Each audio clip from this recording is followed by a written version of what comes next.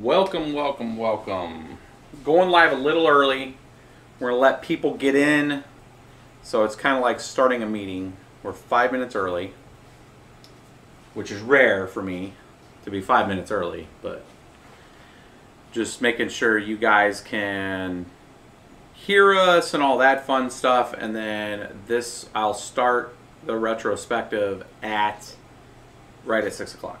So we're gonna let people come in, I'll answer some questions, and then this part I'll help. Are we helping? We are going to lose our monies. No, you're not gonna lose your monies. If you sell early, maybe, but we got 6 watching. We're gonna let some folks come in. Again, we're gonna start the retrospective at 6 o'clock. I'm gonna walk people through what this is, how this works, and why I think we need to do this, especially right now in this in the current climate that we're dealing with.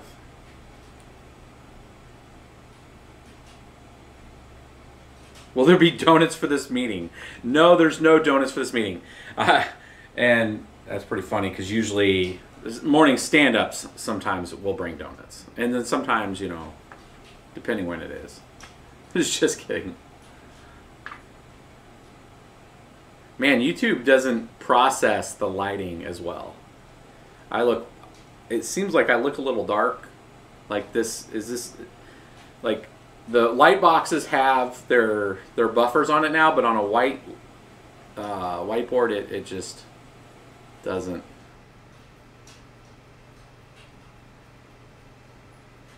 There you go, mining some Raven coin. So we got 75 in here. We're going to start sharp at 6. This was a pre-set up just to make sure you guys could hear me, you could see the board, and all that fun. Getting right into it. Hello, what's the future of GPU mining? We'll cover some of that in the retrospective here.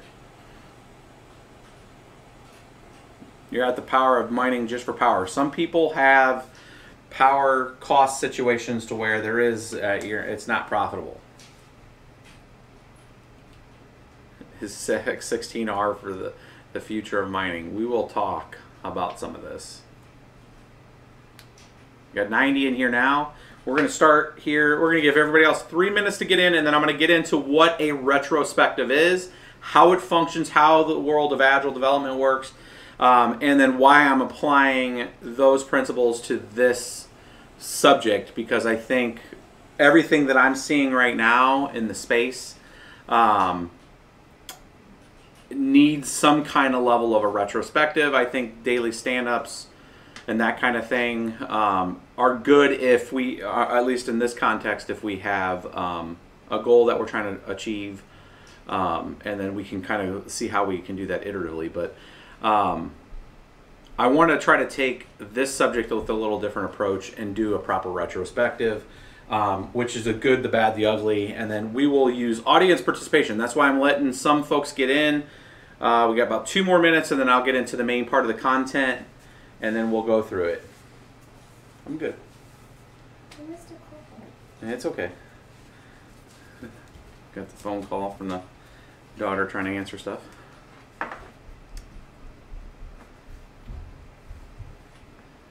And I will answer some of your guys' questions. What we're going to do is questions that folks that pose in any kind of super chats or any kind of thing like that, or people that really ask the same question. We're going to put things on a pen. We're going to do this very agilely, to where like the agile thing, like if you bring up something that's very important that needs to be answered, that should be answered or that can be answered, but not in the particular meeting that you're in, we'll essentially write it up on the board. We'll kind of just keep a hot shot for that, and then we'll use the Twitch stream that's after this stream. This is going to go for a solid hour, and then we'll end this stream. I'm going to try to time box it like I would a normal agile retrospective. Let's keep it fixed at an hour. Look what we can come up with in that hour, and then that gives us actions to see if we can get answers to things and see if we can do the research that's required to maybe answer some of them, and that sets up the next retrospective. We'll set them for 2 weeks from now, and then we can go back and revisit what we had looked at in the good, the bad, the ugly, see if anything's changed with that. And it's a different approach to, like, normally this is really good for application development, program, you know, if you're working on a hardware program, you're working on something that has to be done iteratively, it's a real good tool set, essentially, to kind of box in where things are that are going good, going bad, and just are shit, and you want to change. So I think applying that, I can see a lot of parallels in this space that need that kind of that would help with that kind of structure. So all right, we are at 6 o'clock. I started 5 minutes early to just make sure the stream, you guys could hear me. I haven't seen anybody freaking out saying they can't see me nor hear me, so we're gonna go ahead and go on with it. So welcome. This is the first of hopefully many retrospectives that I'm gonna do covering kind of the space in general. And I think it'll evolve over time as we start to find better ways to address and approach it with the community, because the space in general, like the way a retrospective works is, if I'm running as a Scrum Master and I'm leading the meeting, it is to facilitate comments from you guys as I start to categorize things. So if I say something's what's going on that's good in the space, be it that we're not working on an application program, we're looking at all of cryptocurrency in general. So it could be an ICO, it could be a coin, it could be mining, it could be whatever, right? So we're going to kind of box those into different categories, and then we'll have the good, the bad, the ugly on those. So then we can start to approach, what do we really want to peel back, and what are we trying to achieve in this information gathering, to then have maybe some stuff that I can work on, you guys can come back and bring some content on, and we can collaborate over the next few weeks and see how us peeling back this information works as a group versus collective awesome instances of people that spend a lot of time on something and try to produce their research, and then we only have their one voice. We could do it collectively. So that essentially is as a retrospective is if you're running a program, you would have a 2-week sprint. We'll just use 2-week sprints as an example of a cadence. And a cadence in an agile programming world is that I'm going to work on a few things. I'm going to deliver those few things at the end of the sprint, and then whoever is paying for that effort gets value, right? So they're seeing that there's a minimal releasable content that they can push up. And then what we do on a retrospective is we look at all the things that are the good, the bad, the ugly that happened in the sprint or has been happening, and that need to be brought up in a non-confrontational kind of setting. So if I'm running a development team, I want to know what the developers, they're like, hey man, this is great, but you know the stand-ups are taking too damn long, or I don't understand this code and this is shit and we need some help here, or we don't have this specialty, or I'm waiting on services or something. In the cryptocurrency space, I want to apply that to, again, the good, let's call it, write it down, the good, the bad, and the ugly.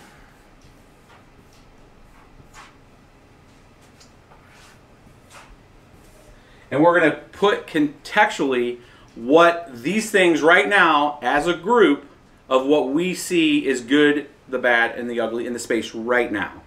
I'll start off, I have a few notes here that I kind of collected because anybody that has not been part of any kind of agile development program may not understand, like, okay, well, what do I tell you? What's good, what's bad? So I'm going to start off with this and just say, you know, what's bad right now?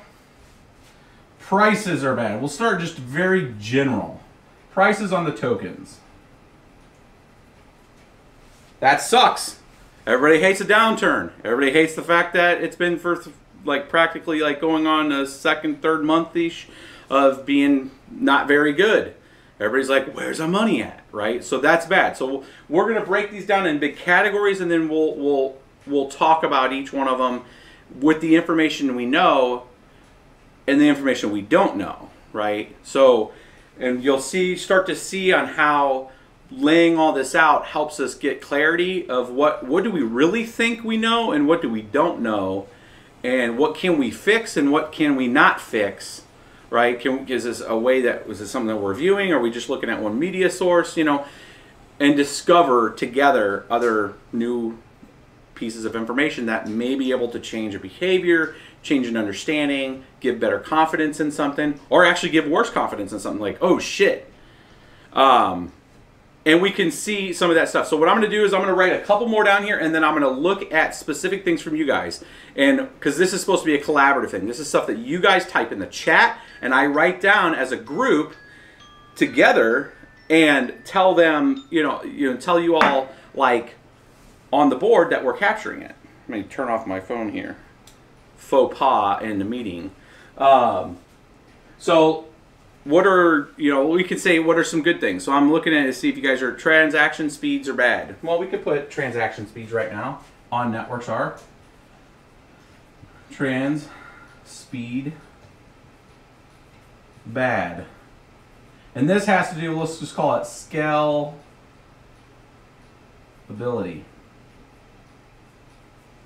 And I have a lot to talk on that one, and we can talk on that one of why I absolutely agree with that, and would put part of that being a hard part of why there's not a huge adoption on the utility side right now in cryptocurrencies on the business side. And we can get into that a little more in detail. Let's talk some good things. Good things were, I would say, we'll put it under the category of innovation.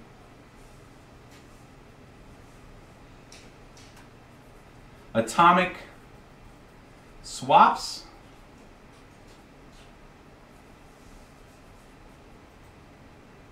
Lightning Network.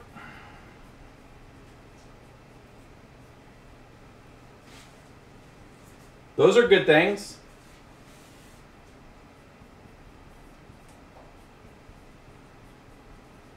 I'll put EOS testnet, because unlike some other cryptocurrencies out there, they actually have a testnet that people can start to look at. That's a good thing because people can start punching holes through it. The atomic swaps are a good thing because that is like very foundational when it comes to decentralized exchanges, the future of decentralized exchange. The atomic swaps are an ability for two people to make a counterparty agreement on cryptocurrency from like Bitcoin to Litecoin, and be able to exchange those in a decentralized manner through a very innovative smart contract that actually posts both of those up and then reconciles both of them if both parties agree. And if not, it returns them both back to their originations. That's huge, right? Because if you look at cryptocurrency space in general, if I send money to you, there's no take back skis, right? That's part of the piece there. A Bitmain is bad. So we'll say, well, I won't put it as a classification of a company, but I'll say maybe the technology. So let's look at, we'll put that as, let's just say ASICs, viewed by the community, is bad. I look at, we can get into ASICs in general. I think there's different approaches to it. I think it's if the perception is, by and large by a lot of people, is very bad because it's centralization, it's one company corner in the market. There's different viewpoints. But from a business person's perspective that has investments in it, they think it's the best thing since sliced bread. There's hardly anybody that can compete with them. But you're really looking at the I would call it the core kind of bad uncle of of commercial capitalism, right? You're just like, ah, damn it, one company, and they just keep taking all the fun out of everything, right? So I would put it from a conceptual, like, community, people in general. Mind you, we mine. I mean, our channel is mining, right? Is cryptocurrency mining using GPUs. So they should be like the Antichrist, right? However, I'm trying to keep an impartial view of what ASICs in general. There's other companies that make ASICs. It's just, by and large, it's Bitmain. But we'll put it in the bad category right now, and then we'll talk through. We'll get some more on the list here, and then we'll explain what we can do about it, or maybe help. I'll try my best to explain and help demystify some of the reasons why you guys probably think it might be bad, or maybe even that it could get moved to other things. Let's see here. Do you guys say anything else in general? Bad bricks. Bitmain selling ASICs. A lot of stuff on Bitmain. We need a miners convention. We do need a miners convention, but we need a few advancements before that. The ugly. I would say the ugly. Let's see here. I had some stuff down for ugly.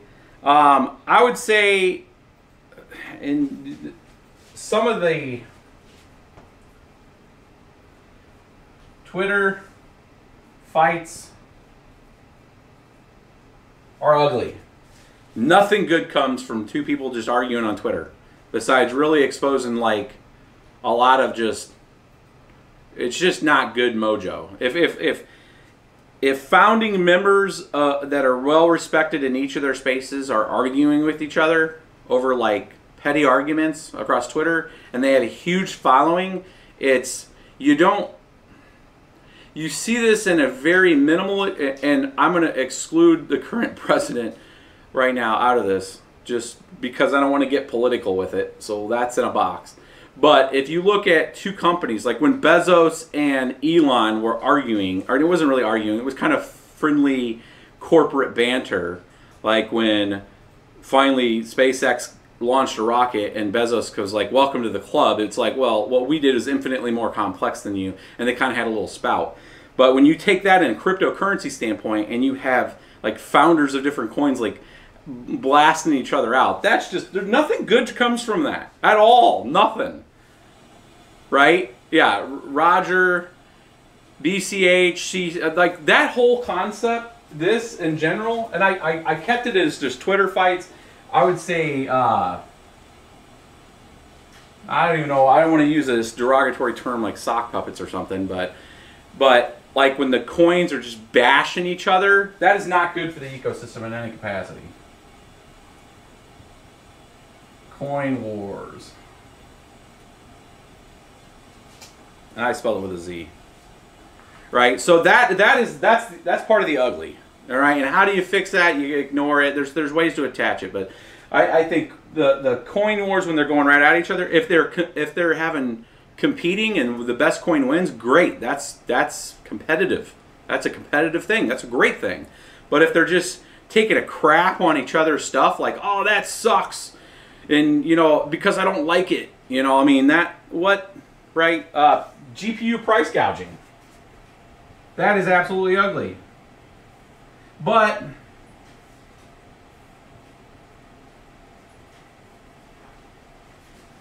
and part of that is there's a finite thing in commercial capitalism that is, if it's a necessity and you need it, and then there's price gouging, there's some protections against that, consumer protections. If it's not a necessity and it's just some a-hole wants to put a price up for 4 times, then they'll call that market demand. So it's real sketchy on that to even put it in ugly, but we'll put it in ugly because none of us like it and it needs to be answered. And if we take it in the context in general in this space, that right now is a downturn. Right now doesn't look good. Real in general for the cryptocurrencies, looks from, because everything's being measured on price right now, price and volume, and is there adoption? There's the internet searches are way down on everything, and everybody's making every analysis of the biggest thing that they can see, which is the price, and because the money's behind it, right? But not really looking at technical innovation and things that are going to really move the needle when it comes to adoption and usability of the currency and accessibility. So I'm kind of getting ahead of where I want to go. Let's add some more stuff in the retrospective stuff, and then we'll look here. Bad ASICs. Yep, we got bad there. Let the coin wars begin. Coin wars are good when it comes to just competitive competition, for sure. Complexities of programming. That's part of the bad right now.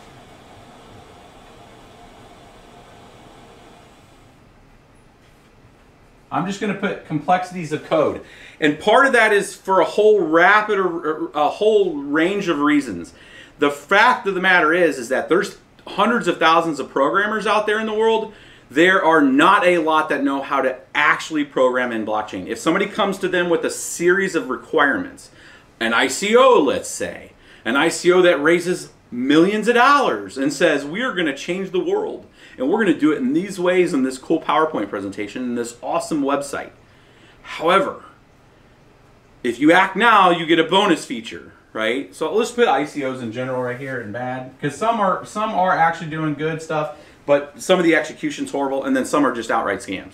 But part of the problem on the good ones, the ones that actually have good leadership, I would say people that have experience in business and can actually run companies, some of their biggest impacts and some of their biggest hits are because the complexities of the programming and the not very mature languages. Solidity, if you're looking at Ethereum, has a lot of shortcomings that are being worked through. You got, I think, Viper. There's another one, ESMW. I'll have to look at it. It's like EWASP.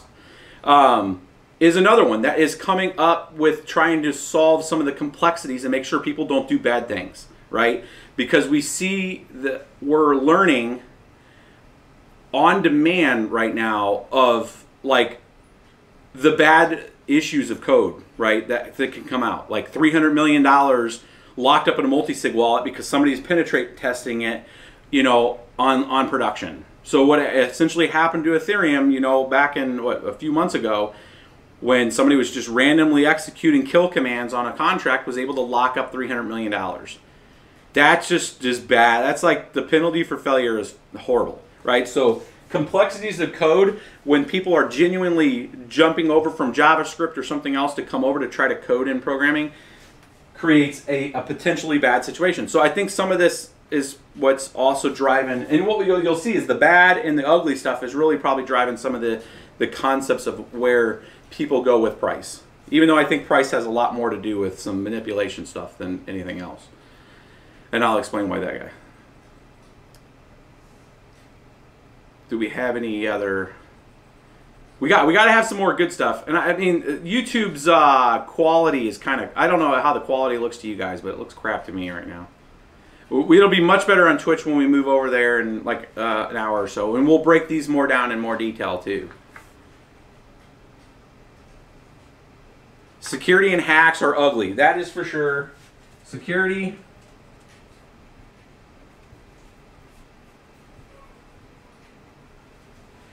Hacks are where this weird situation where no matter what you do, no matter where you're at, no matter what you're doing in society, from baking goods to, you know, running a country to running a business application to trying to do like normal just trade with anybody, fraud is always there. There's always some a-hole out there that for whatever reason chose a path in life to try to defraud other people because of whatever reason.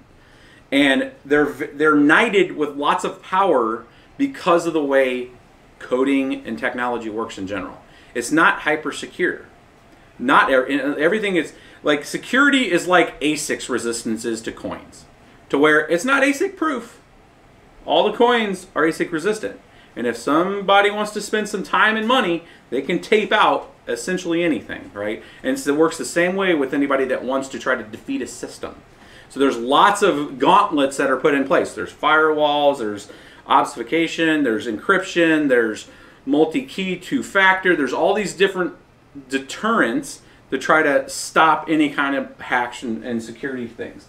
So, and part of this whole ecosystem of what some of the draw is that right now, a lot of those things that build up those barriers around that honeypot of information that has all of our data, is that if somebody finally works their way in, they get the honeypot. Part of the use case in general for blockchain is that if you can create different chaining of information to where even if you were able to get yourself into one of those transactions, you only have that transaction. You don't have the whole honeypot of information.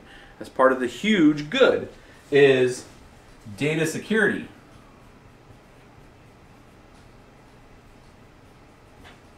But part of the reason we can't get to data security is because some of the issues with the scaling thing that's in the back. We can't scale it right now on a public permissionless network right now. None of them, none of the cryptocurrencies right now can scale at the level that's really required if you want to make huge leaps in the technical world. They are working their way there, and there's huge amounts of promise. And a lot of that betting is that promise will pay through some point, right? Good Asian girls.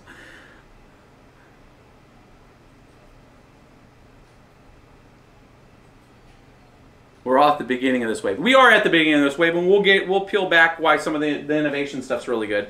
So I had some other stuff in here. Part of the other stuff right now I would say is bad is the general education in crypto. Let's just say general ed crypto. What I mean by general education in crypto is a perfect example when I walk in, like I just happen to go into a new bank that's here in my town. And I was setting up, because I just set up with Twitch, and I wanted to go through and have a discussion with this new bank to say, you know, I'm going to set my Twitch account up through you guys. And they started asking questions about what I was, you know, what do you talk about on Twitch and all this. And I said, oh, I run a cryptocurrency live stream. And it was like I was the Antichrist, right? Like, you know, a very bad thing. It was like, whoa, what? I don't know if you can open an account here. They literally said that. And I'm like, wait, what? I'm like, who cares what I do? If it's coming from a legitimate company, I do everything that's education based. It's observe and report. I'm not getting into all kinds of crazy, you know, you're going to make millions of dollars or any kind of stuff like that. I'm trying to teach the basics and try to use the thing. General education in the space of what it is needed, is highly needed, is like to understand, like, here's what the reality of what cryptocurrency is. Here's how people participate. Here's why they get a token for participating on the proof of work side. And here's the way it exchanges, and it happens to be worth money because there's counterparties wanting to buy it. I mean, that's as simple as it gets. Now, what you use those things for is what you see in the news and whatever else. If somebody's like, oh, they're trading drugs with this stuff, and they're also doing it with cash, but don't mind that, right? So there's this obscurity and cloak and dagger kind of system that has been broadcasted to a lot of, I think, because people catch one part of it on a news segment, or they just hear the bad about it. So the general education I put is a bad kind of situation right now. There's not enough of it.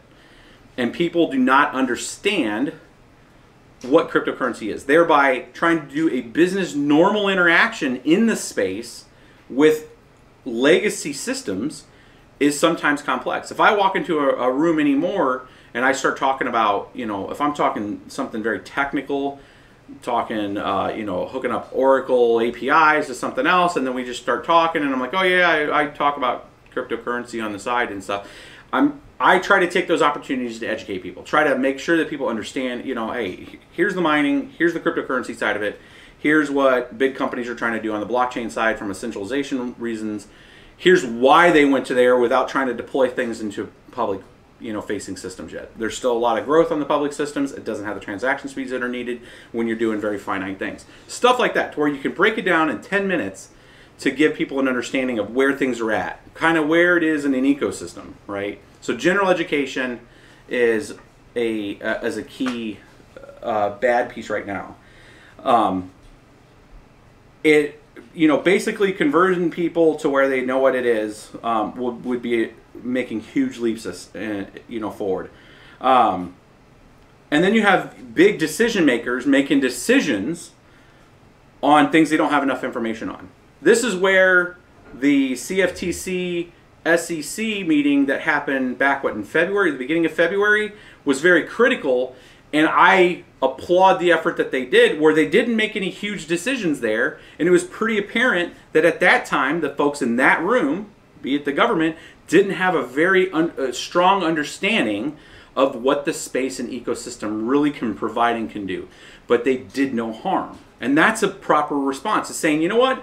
It's not the cryptocurrency in general and the enthusiasm behind it and the people that are behind it and the innovation that's coming out of it, that's open source, by the way, that businesses right now are for surely exploiting, right? Taking the open source, all those hundreds of hours that people have put into it, and creating centralized solutions, because the public solutions right now can't hit the certain threads that it needs to be able to sustain that. Now in the future, I look at it from a future standpoint that it will hit that and it'll surpass it. And it'll be without even question that why would I go put something in a cloud when I can go just pay for a few tokens and then run something on a global network, right?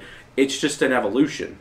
It needs to start into where people can understand it, understand the idiosyncrasies of it, because a company like an IBM or an Oracle or any of these larger companies are not going to go get their $300 million locked up in a smart contract that somebody can punch holes through. And that's the reality of the situation. It's tough talk on the situation, and it's not hitting any of the guys at Parity or any of that stuff. They're trying to do good work. It's just the maturity of the programming right now is is not to where normally you would deploy it in a production environment, right? So that's where that kind of bad is. You know, but we're testing live, and there's a cost and a penalty at testing live on things that are not necessarily fully scaled out, right? So it's an iterative in nature thing, but it is very disruptive, has a future of being very disruptive on major systems. We already did the complexity of programming. I'm trying to help you guys, and then I'm going to watch. So start queuing up some of these good, bad, uglies, and get ready, because I'm going to look at this. I'm going to give you guys like 2 minutes to sit there and think of some things that are not on this board, and we're going to write them down. So market price we have, banks banning the purchasing of cryptocurrencies, and even some of them banning it on debit cards, which is kind of like, I get it on credit cards because you are in faith taking money that you say you're going to pay back. So the bank is assuming most of the risk on that. So I can understand from a business rule standpoint if they're like, yeah, no, I don't want, it's too this, man. No, that's okay. I'm not going to loan you that money. But if it's your money, that's a whole different other category. I don't want somebody to tell me like, you know, you probably shouldn't do that, so I'm just going to lock out your ability to do that. That I don't agree with. If my bank personally did that, I would move banks. Because I'm like, hey, screw you, dude. If I'm going to work my butt off and I'm going to do the research in the space, and I feel comfortable with it because I've done the research and obviously you haven't, you don't get to tell me what to do with my money, right? So in that concept is where I would say that banks banning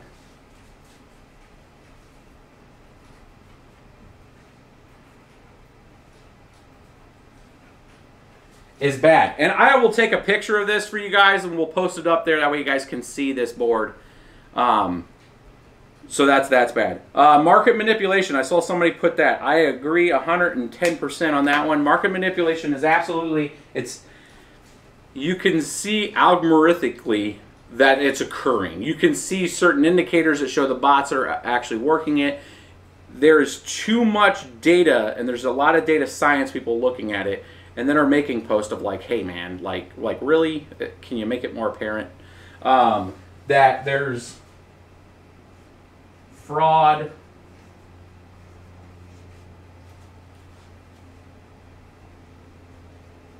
on the exchanges, like through volume manipulation. We'll put volume washing. So it's the same buyers and sellers pushing up volume numbers. I mean, there's obvious exploitations going on there. I say taxes are ugly. So you're not going to get the huge libertarian side for me on the taxes. I am a big anti-proponent of paying more than what I believe is the value. However, I believe in a societal structure that I am okay with paying for. And if it's through tax mechanisms, that's okay as long as it's not like ridiculous. And I live in what I call the People's Republic of Illinois, which taxes the crap out of you for a lot of things that I can go to a board, I can argue with it, I can try it with my vote, I can try to influence people to fight some of the taxation, right? You can do it with voting. I mean, there's voter fraud. There's fraud in every system. That's part of the problem. That's why some of this stuff is coming to fruition, and people are innovating it to where we can start snapping some of this fraud out of the system, right? And we're going to discover new things when that happens, right? We're going to discover the other side of it of like, okay, now there's no fraud, but shit, this is really the realities of things. Man, I really liked it when my eyes were closed, right? So it's one of those things where they say, be careful what you wish for. And we're seeing that in the privacy side of it, to where we do want to make sure we have control of our privacy settings. We want to make sure that somebody's not branching over into other categories of things that we didn't even know they were taking, right? I.e., let's talk Facebook there. But on a blockchain, if we're going to record everything, and then later on that could come back to bite us, I mean, it's one of those things of having plausible deniability. So if that's going to go away, then understand that it's the whole thing. There's two sides to that sword. So there's questions that need to be answered through as we start to integrate these blockchains that don't forget systems together, to understand that, like right now, the system can kind of weave out some of the stuff that when you were a college kid, and did. You're like, whoo, man, I'm glad there wasn't social media when I was in college, right? Those kind of things, right? So think of it from that perspective, that it needs to be, it doesn't not need to happen, but we need to have the discussion about it, right? So on both sides of it, where we're wanting a lot of the fraud stamped out of things, because we do, because it costs us all money at the end of the day. Like, the more fraud that shit happens, it's just screwing all of us, right? So even the fraudsters, even the assholes that are taking a little bit here and like, aha, I got some free money. I mean, they're paying more for their freaking services too, not just because of their actions, but for all of the other assholes' actions that are doing it, right? So fraud sucks, and we got to figure out how to de-incentivize it to the point that it's like, why would I totally do that? That's totally not worth it. But I could go do this and make just as much money or better, right? So it needs to, the incentive system needs to be set up to where people, if you have an unmovable object and an unstoppable force, that's where we're at right now, trying to fight fraud and stuff. So we have to either change the incentive method in some capacity to where it just makes no sense to do it. And that could be through, you know, like people that are caught are not just gelled, but just like bad things occur, right? So something needs to occur to make sure people ain't screwing people over. Yes, but if you can stamp that out in technology over time, it's going to come down to a question about what cost, right? To us just exposing everything, that kind of thing. ICOs, did we write that one down? We did. ICOs were under bad. And not all of them are bad. This is a retrospective. We'll talk through it. Atomic swaps were good. Cross comparisons of other hiccups. In space. Oh, that was just more of my closing notes. So I'll come to that in a second. And it's just essentially a combining to say that bad shit's happening sometimes in crypto, and we feel down about it. It's winter time throughout the U.S. and it's probably cold and rainy, and you feel depressed if the market's really down, and then you're just like, it's raining all the time and crypto's down and where's my Lambos, right? And you're just not happy. But you got to understand there's other things in other spaces that have bad downturns too. You have, you know, self-driving cars, people that are super awesome engineers that are really excited about what their tech is, and then somebody gets killed. That sucks. And now that program's shut down, and Tesla stopped their automation process right now because somebody got killed. So now it's like, that's a downturn. I ordered a Model 3 a year and a half ago, still isn't here. Tesla got a pullback too, and I'm not just picking on Tesla. I'm just saying other markets sometimes have bad cycles, bad quarters, bad things that happen, and they have to work through it. It's about iteratively getting better, and that's essentially what crypto is going through right now. Is they're going through some increased mining difficulties bad. It has a bad effect. I mean, I'll write it down because you guys are asking for it, but when we can talk about it. Mining difficulty. But mining difficulty is a response to a lot of people doing it, right? So that's like a cause and effect, and it's part of the system. So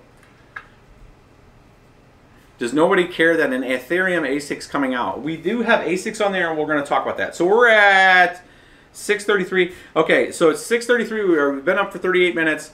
We got a lot of things stamped out here. Don't worry if we haven't caught some of your other stuff. I plan to do these in a every 2-week fashion. We're going to treat this like a sprint cycle. I'm going to try to get updated on my calendar and on the website, bisbeetrippin.com. I'm going to set that sprint schedule out there. We're going to treat this like a sprint kind of setup. So this is a retrospective. So let's go through real quick the good, at least for this week. Innovation.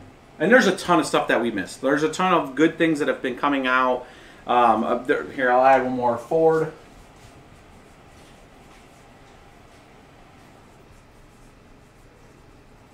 So I added another one on the good side. Just new innovation coming out.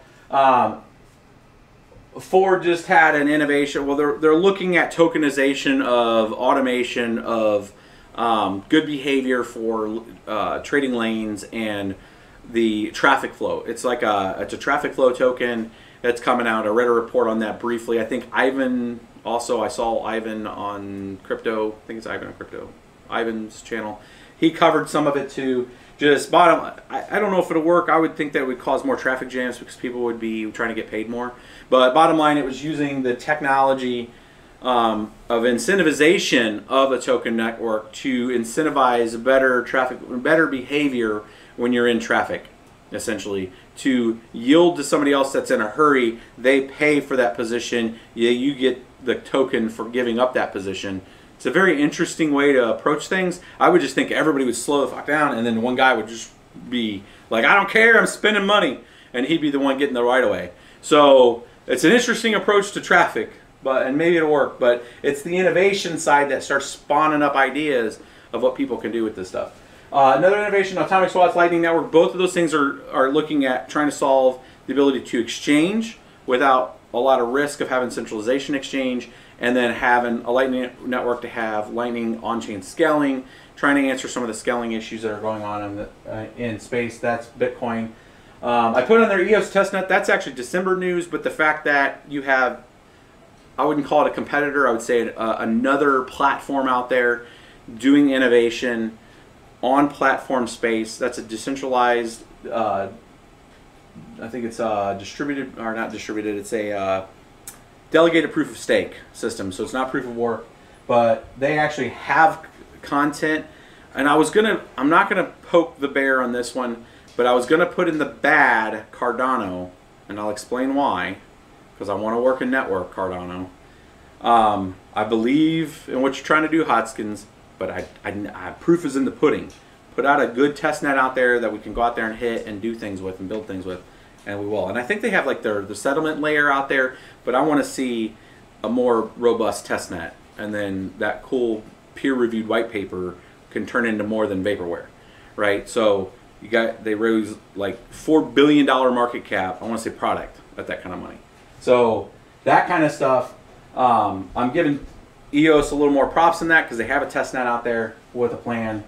Data security in general is good, and there's a lot of data security going on right now when it comes to the private and permission side. The stuff that I was just looking at the IBM Think 2018 was working functional blockchain programs, dApps that are out there and functioning in a private capacity, running a very high rate of transactions per second, enough to actually do asset management, the whole adjudication, like a BPM of process. Exactly what we're all dreaming of on a smart contract system working, actually in a privatized standpoint, to where they can control the entries of who's going into there, but it at least shows the vision of where it could be moving to when it comes to a commercial side or a public side at some point, right? So showing the immutability and the auditability is the big keywords there, especially on, for a database structure, and if you want to make sure that people ain't changing stuff.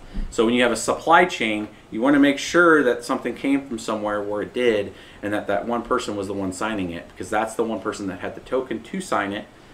And hey, I got my tangerines from this guy, and that guy's the only one with that key. It's just saying, it's no different than if you had a wallet and you're sending it to your buddy, and you know that your buddy just sent it because that's his address and it's always been his address, right? Unless somebody tries to steal his address, right? But that kind of functionality in a commercial capacity improves a high level of data security, because now you're using a blockchain on the back end of that, and you can guarantee that data, right? You have a more comfortability. If I'm looking at a database, I don't know if I don't have full access to that, or somebody could have changed the results in it, right? It's like a wiki. I look at major databases as potentially they could be a wiki. Somebody could go in there and just change it. I don't know, right? I send an email to you. I don't know if somebody changed it, but having it locked up in a blockchain, I have confidence in it. So that's good on the data security side. And then the forward thing we already talked about. So that's good, which I would put in the contextualization of the good side of cryptocurrency is continuous innovation. And that is a good thing. On-chain scaling, with hopefully that comes around a little more. The bad. General crypto ed, we talked about in detail.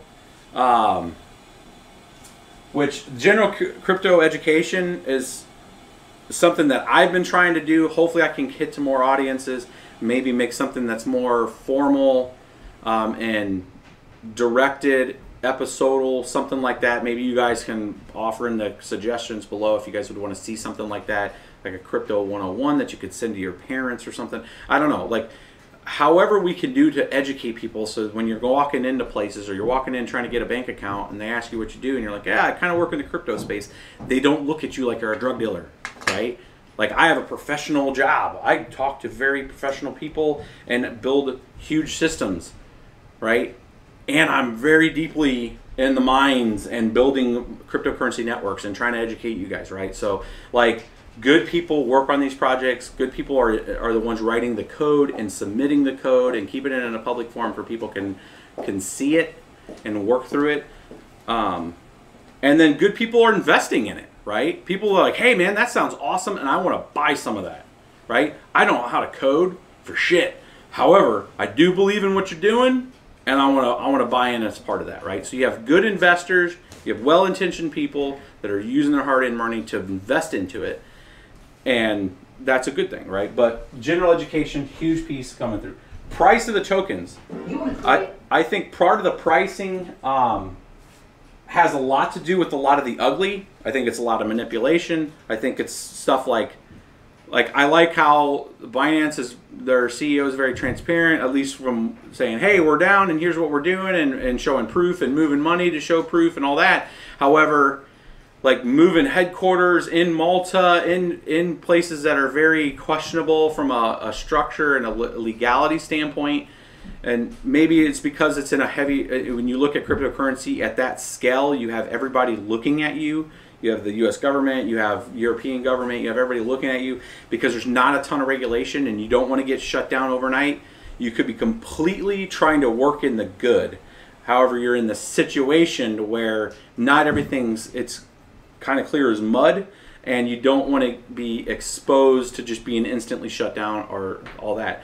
But you're still in that situation where if you don't want that oversight to make sure that fraud isn't happening on your platform and screwing the people that are actually just like dudes trying to make, like, I'm going to make an investment because I believe in the tech. I'm going to make an investment because cryptocurrency looks cool. Whatever, you got random people that are not going to have the huge analysis on it, that are putting their hard-earned money into it, and are still getting screwed because people that are playing on your platform are just frauding the shit out of you, right? So part of the regulation, part of the oversight, part of the rules that come along with CFTC and the CBOE, the people that use futures trading and all that kind of stuff, is to make sure that there's circuit breakers on certain things if it goes a real bad day or it looks like it's being manipulated, and there's a lot of audit and reporting trails on it, right? So it's done right now because there's not a better way to do it until somebody can invent a better way to do it to where some fraudster can't take your money, right? So we need to figure out the best way to approach that, but why we have some of the largest exchanges in the crypto space in this kind of like BTCE kind of world,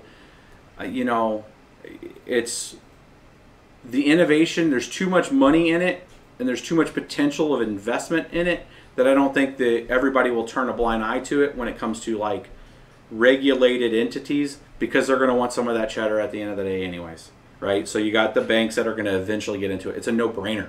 Why wouldn't they? There's billions of dollars being thrown around by people that believe in it and want to invest in it. This is a Twitter, Twitch, live streaming, watching Ninja play Fortnite with 500,000 other people society. We like digital stuff. We like things that are rapid.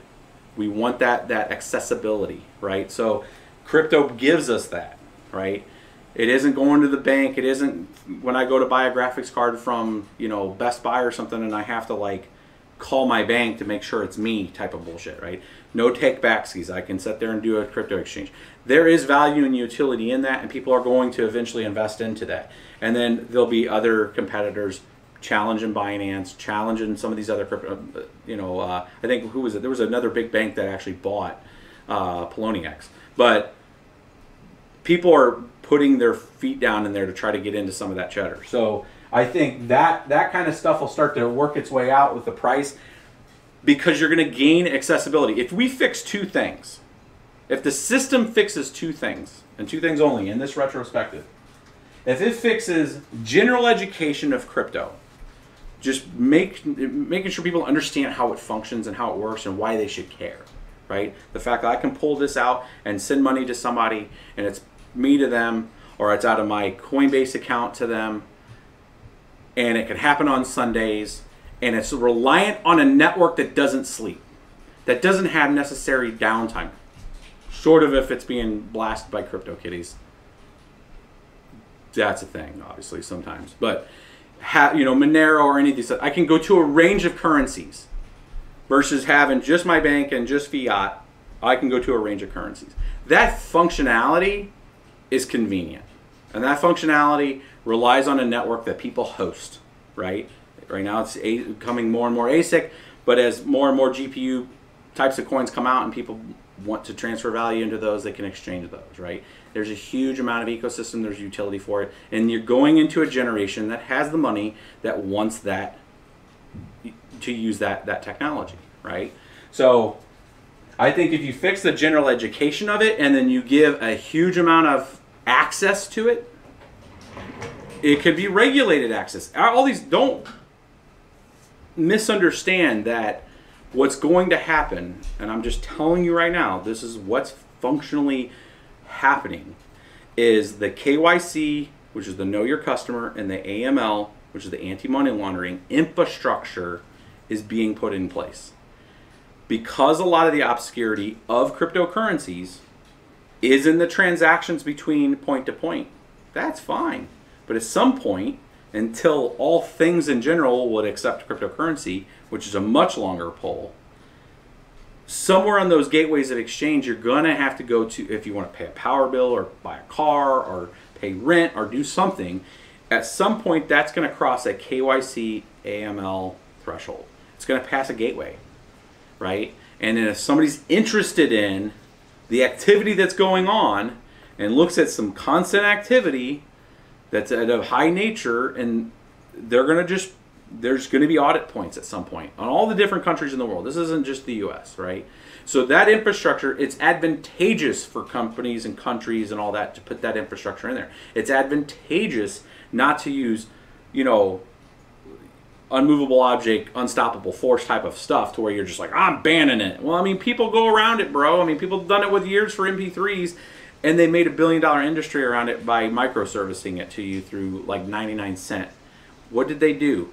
The technology evolved around to supply the demand that was going there, and they still got the money out of it, right? They made it insanely convenient. People were in 2003 to 2009, the copying of movies and stuff was rampant, like Pirate Bay and all that stuff. Netflix, and you have a generation of people who are like, I'm not going to do that. I'm going to go pay $9.99 for Netflix, right? So you got, when they pivot, when the system pivots on the technology, it doesn't take it away from people. It changes the access layer. It says, you know what? We're going to give you 50 ways to do that. So much that you're going to be like, no, I could totally do it this way and this way and this way and down the street and at my bank and at the store, and I'm at the grocery store and it's going to have a crypto ticker. That's the infrastructure you put in place if people want to partake in it. Because there's a fee system that's out there to gain from that, right? So that's the infrastructure. You get general education to understand that it's not the boogie monster and it's going to scare you, and it's not, you know, bad people that are dealing with it. And then you fix, obviously, some of the security and the hack systems. You know, you don't want your money locked up in, you know, a smart contract that can just get hacked. Ethereum has some growing pains that it still needs to get through, but Bitcoin's been around for 9 years. I transferred the same way I did in 2010, right? When I had it in 2010, which was on a PC at the time, where there was no more wallets at that time, and the way I would transfer from wallet to wallet and Bitcoin Core wallet at that time is no freaking different than it is now. Really isn't. It's functional. It's out there. It's been out there for 9 years. So that technology's proven. It's out there. It works. And the layer 2 and layer 3 stuff that's going through the growing pains right now will be some of the stuff that we're working through, the ugly stuff. The Twitter fights and stuff like that, the best thing that can happen are the people, Roger and, I mean, I stopped following a lot of these folks because it just was like, you're killing me. I don't have anything personally wrong with any of the cryptocurrencies out there. If they're forked and it's some dude's vision, that's great, bro. You know, you took out time and effort and you built something. Sometimes you copied a lot of time and effort and you built something. BCH, Bitcoin Cash, Bitcoin, whatever, right? If it does well, it's going to outlive all of them. It's going to outlive all of us, guys. This stuff's going to be mining forever, and it's going to be out there forever, right? That's why some of the people are like, oh, it's going to drop to zero. I'm like, no, it's not, because as long as I'm living, I'm buying, bro. Like every 2 weeks, incremental buy. Right now is a great time. 7 grand. What a bargain, right? That's the way I feel because I believe in the tech, and I know it's a limited supply. It's like mind-numbingly like, what? You got a limited supply of something that there's a fixed finite amount of it. And there's an entire multi-billion-dollar infrastructure in place in almost every country in the world. And you're shorting that. Okay. Sounds like a great plan, right? So it's like that stuff to me is just like, I'm talking to people out in the field of like guys, like if you've been on the fence on it, you know, $100 here and there, and just go long, man. You know, look at it in 5 years from now when everybody goes, oh my God, it's a total limited supply, and oh my God, there's only 5 million of them on the exchanges. That's really only moved in the last 4 or 5 years, right? So it's just one of those things that once there's enough capacity for purchasing, and it's just when Robinhood goes to not just all 50 states, it goes to all 50 states plus countries. Abra, all these other applications, Uphold, your local banks, your local grocery stores, everything that's out there that starts to allow you to not just use it necessarily, but purchase it, like be able to take a stake in it. When you have that unadulterated access out there, then you're going to get more and more adoption of it. You're going to get people, as time goes on, understand it. That education piece is going to let them understand it, and then they start purchasing it. Stop it, Mr. Bits. Don't flip the price. BTC is going to be 50K. I don't know. I don't do price. I won't tell you a price because I just look at it from a supply side, and then it's limited. And then the price is whatever somebody wants to do for it. Like right now, I'm dumbfounded on the price. Bad. Let's see here. Transaction speeds. Transaction speeds are bad because to answer some of the stuff that we've all been talking about, supply chain, if you want businesses to use it, right? And we want to start capturing, complete end-to-end supply chains, complete end-to-end communications. If we want to use it for a communication, if we want to do it for healthcare and health records, and if you start having millions of different entities making transactional rights to that same exact blockchain to try to fit into those blocks on every block time, it's just a math problem. And it's not going to be a very hard math problem when you have potentially millions of entries per second, or potentially thousands of entries per second trying to get into the next block, right? It's literally a math problem. That's why that on-chain scaling needs to click up a notch and have either a second layer that can facilitate that. Once you have that, then it's just a very simple cost model. It's saying, I have this set of functionality. I built this application. I can run it inside of a cloud. I can run it on a piece of hardware. And myself and my participants that interact with it will make connections to each other through VPNs, virtual private networks, to each other. Or I can deploy it to this public-facing network that I don't have to buy the hardware for, that I can write the decentralized application to do the smart contract logic language, to do the same thing and connect down into the blockchain oracles of the reference data that I need. And now I'm just feeding my transaction cost to host essentially my application. Once those layer 2 and layer 3 networks are in place, you have the primary chain that are going to facilitate the transactions like we do now. And then you'll have those secondary things filling the requirements that are needed for real business, no kidding, to function. Because right now, a lot of the early adoption from Accenture, Oracle, IBM, all those big kind of players, Microsoft, that got into it and started to really understand it and not just hook it up for a jargon standpoint, but actually looking through and peel through it. We're looking at it and like, well, shit, Solidity's pretty limited. How am I going to keep my counters, my basic programming logic that I'm going to need to make certain things to happen are not there. And oh shit, this is slow as hell. How am I going to, because they're thinking transactionally. So now the ones that you're seeing, the applications that are using the utility, you look at Patrick Burns implementation doing asset management for third world countries on Bitcoin, they're just making post with metadata, essentially. Post, let's hold a record out there, it's out there forever, right? And you know, there's instances of bad things being posted out there, and there's question of like, oh my God, there's bad things, there's links to, you know, pornography and all this other stuff out there. What are we gonna do? You know, we got to shut down the whole chain. It's like, no, dude, that's like no different than like bad things happening on the internet.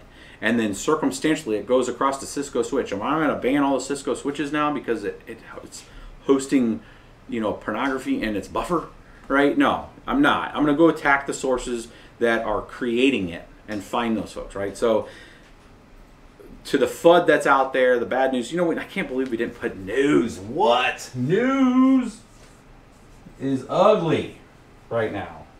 And having CNBC every 10 minutes in there, like meme dropping pictures of price is like, it's the ultimate troll.